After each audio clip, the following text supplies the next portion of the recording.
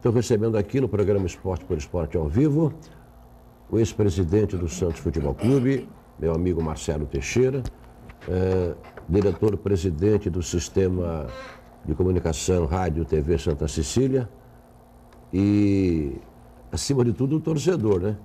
Você fala assim, o ex-presidente, o diretor-presidente do Sistema Educativo, Sistema de Comunicação, mas tudo isso são, evidentemente, os cargos e a responsabilidade do Marcelo. Mas ele se sobrepõe a todas essas colocações hierárquicas, né? E chega como torcedor, aquele que xinga, que fala palavrão também, que sente... Né? Houve revolta de você ontem, Marcelo? Boa noite. Boa noite, Armando. Um abraço a todos da mesa. É um prazer, mais uma vez, participar aqui. Faz um pouquinho de tempo, né? Que a gente não vem aqui à mesa, né? A gente acompanha bastante de casa, né?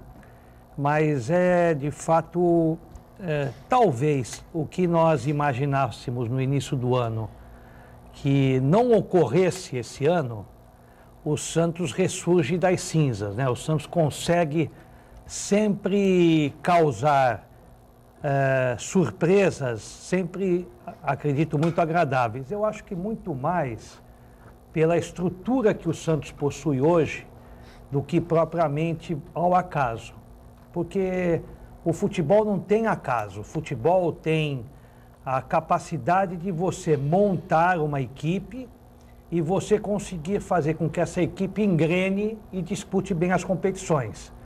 Para quem teve no início do ano 4 ou 5 peças tão importantes do elenco que foram à justiça, buscavam seus direitos e um clima realmente totalmente desfavorável para um trabalho numa empresa ou em qualquer tipo de segmento, eu confesso a vocês, a convite do presidente Modesto Roma, eu fui ao CT Rei Pelé num sábado, Armando, e eu já vivi muitos momentos e muitas fases da minha carreira esportiva, mas o ambiente que nós tínhamos naquele auditório do CT Rei Pelé, quando o presidente foi lá falar a respeito de pagamentos, falar a respeito das suas prioridades, eu que tenho assim uma sensibilidade, né, nesse aspecto, eu notei uma carga tão negativa e o olhar daqueles atletas que compunham o elenco, que muitos deles ainda permanecem, de uma forma assim muito duvidosa, principalmente pelo momento que o Santos vivia. Isso quando foi, Marcelo? Isso no início, agora em janeiro, quando fazia uma pré-temporada. 2015. 2015, quando o Roma assumiu e sim, realmente começou a dar algumas mensagens e querendo dizer da maneira como nós tínhamos muitos atletas, entre eles o próprio Robinho, o Renato, que tiveram uma identidade conosco, ele fez esse pedido. E eu tinha falado para eles, olha, desde que vocês não peçam para mim fazer nenhuma manifestação, porque eu prefiro que o presidente fale, né? Mas acabou acontecendo que eu fiz uma manifestação. E acho que aquela manifestação foi importante, principalmente pela identidade e pela, modéstia à parte, a credibilidade que nós possuímos junto a muitos daqueles que são líderes daquele elenco. Porque outros daqueles que estavam ali, dentre eles o próprio Robinho, outros atletas do Kazima, tinham propostas e queriam se desligar do Santos. E nós ali talvez enfrentássemos momentos muito mais delicados do que aqueles que já eram enfrentados quando Arouca, Aranha, o Mena... Edu Dracena. Não, o Edu Dracena até saiu que é amigável ter uma composição, mas outros que buscavam a justiça. Então o ambiente era péssimo, era péssimo. Então acho que de lá para cá, muito se fez, principalmente eu queria dar aqui o meu testemunho de alguns dos jogadores que também tinham essa identidade, dentre eles o Elano, o próprio Renato, o Robinho, o Ricardo Oliveira, que chegou. O Léo na época dele. O Léo também, que já mesmo fora das linhas, ele também teve uma certa participação, mas o Clodoaldo, né, que realmente conseguiram convencer este grupo a permanecer acreditando nesta diretoria. Não por mim, acreditaram no clube e na diretoria. Eu acho que dali nós notamos uma mudança de filosofia e de ambiente no departamento de futebol profissional, que era um ambiente muito frio, era um ambiente assim, sem nenhum tipo de critérios de relacionamento. Sem vibração. Entre diretoria e atletas. Totalmente independentes e com nenhum tipo, diziam, não, mas um funcionário vem fazer comunicações aqui ao elenco de profissionais. Então era um tratamento diferenciado daquele que começamos a viver a partir desse ano.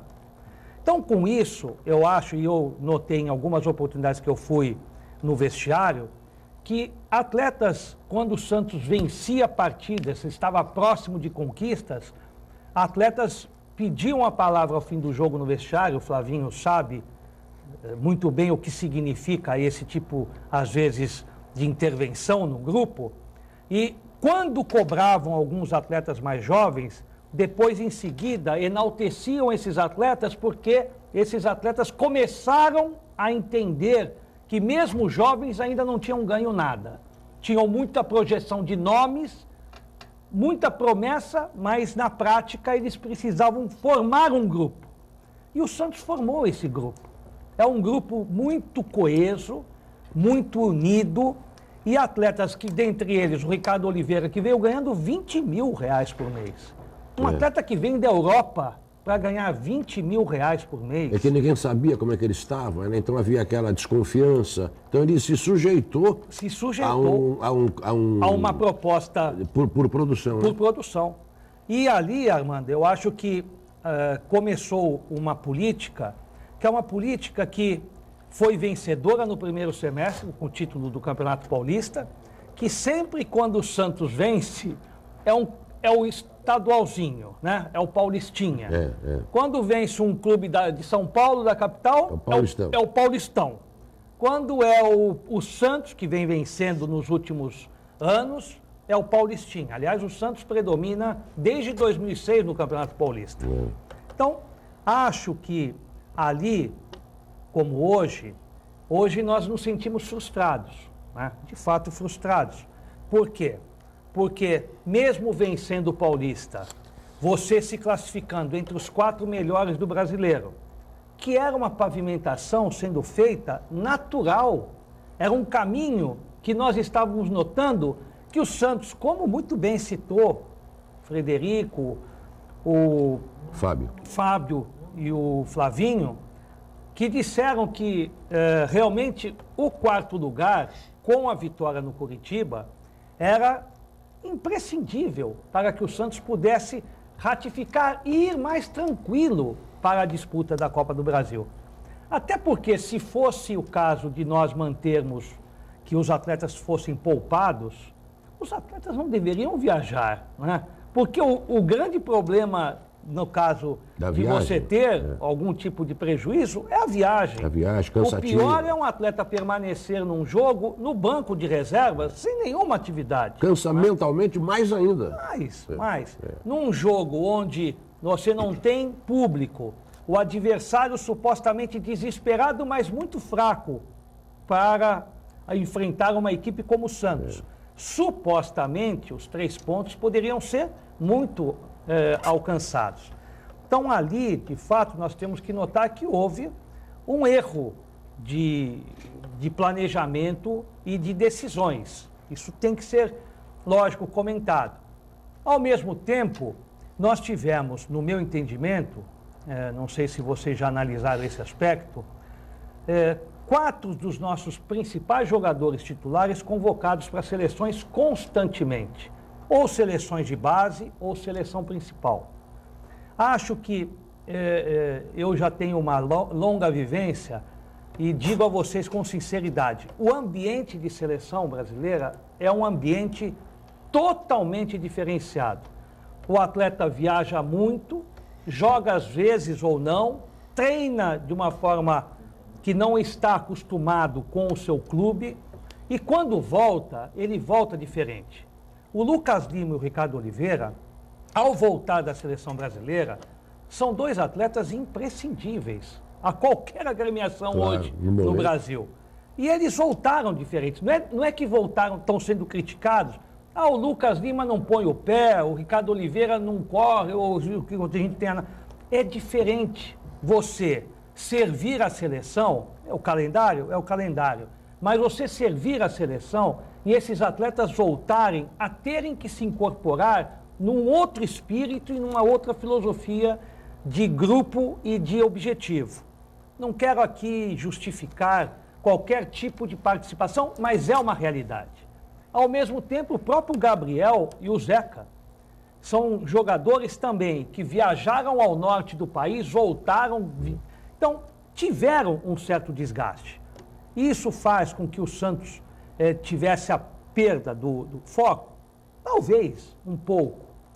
Acho, ao mesmo tempo, Armando, disse isso ao Modesto, que eu não consigo ainda entender a mudança das datas das finais do campeonato. Você não gostou? Não, eu não gostei, eu não compreendo, eu não sei por que razão. Por causa dos jogos da seleção. Não seria pela própria convocação? Talvez, que tiveram jogadores convocados. É que o Santos, se tivesse feito a primeira partida naquela época, o Santos estava voando, né? Não só pela fase da equipe, mas eu também não consegui entender as razões de fato dessa mudança. Que eu acho que são mudanças que também interferiram, porque o Santos vinha dentro de uma linha, né, de trabalho que não tinham esses outros ingredientes que mudaram totalmente o foco.